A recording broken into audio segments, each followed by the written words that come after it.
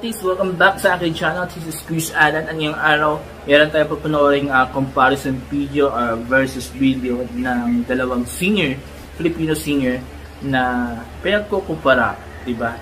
Hindi ko ginawa itong comparison, pero ginawa tayo isa ng fan. Napanood ko ito sa TikTok, so yun. Bibigyan ko ng reaction yung video na yun, and later bibigay ko yung opinion ko rin kung ano yung masasabi ko sa naging performance nila. So ang tinutukoy ko pala is si Laika Estrella ng tawag ng tanghalan na isang champion this year 2023, at si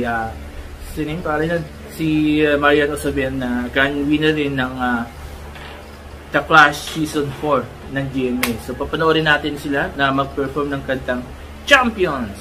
So yung na ito patatagalin pa, papanoorin natin ang video, and later I'll be giving my reaction and opinion. So let's go! Laika Estrella.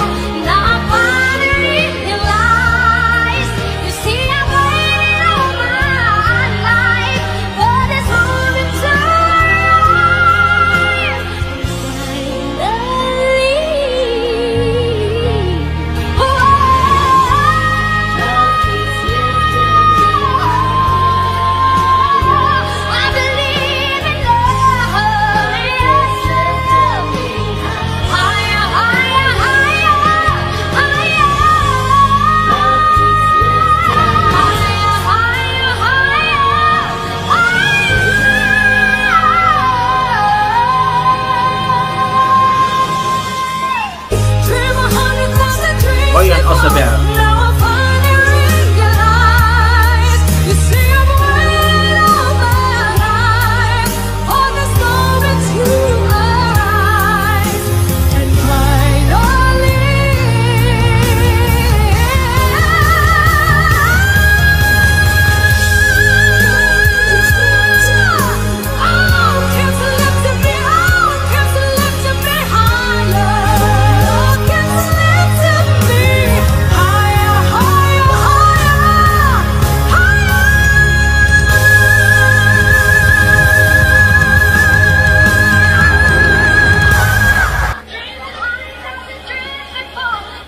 Okay, dahil napanood natin yung performance ni Laika Estrella at Marian Osabel, and this is my second time na nag-play ako sa yung comparison video ng dalawang singers na to. And again, pareho pa rin sabihin ko, itong kay Laika, yung arrangement is totally different. Second, yung poses ni Laika is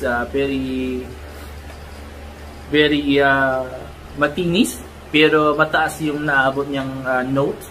Tapos style lang ng pagkanta ni Laika is also different, and with those three things, kaya medyo hindi ko sinasabing pangit or hindi magaling, but it's more of medyo masakit sa tainga kapag pinagiging ko yung performance, pinapakinggan kami yung performance nilang dalawa, because yun nga, yung sa nagbagi kong tatlo, as a listener, as a normal listener, as a fan, medyo talagang masakit siya sa tainga, and parang pilit na pilit, diba?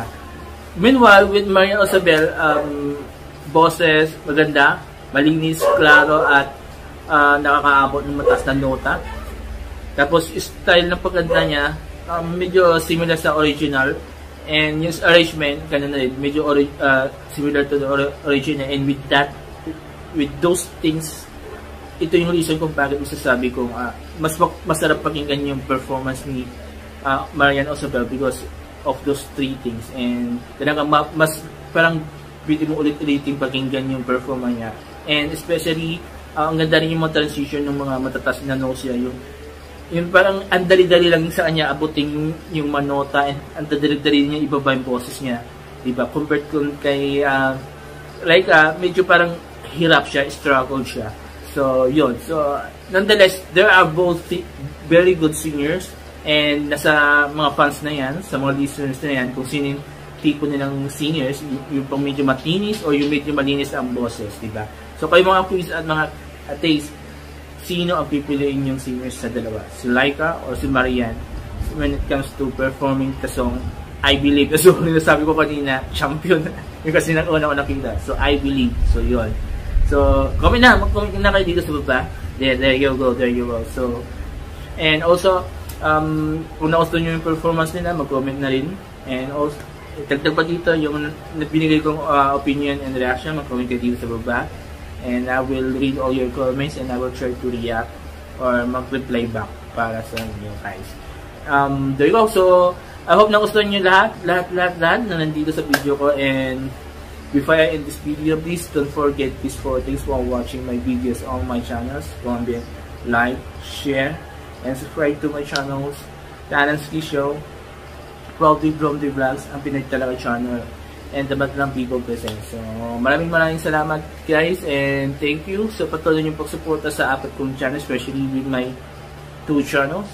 Yung main 2 channels ko na ngayon ay monetize na, ang Pinay Talaga channel sa The Alex P Show. So maraming salamat and help sana hindi kayo magsawa, and please do drop your comments, requests or suggestions na gagawin ko ng reaction so that the future ma-feature dito sa channel ko, and also magiging ko ng shoutout yung mga nagbibigay ng requests at suggestions. So there you go, maraming salamat, have a nice day and bye bye.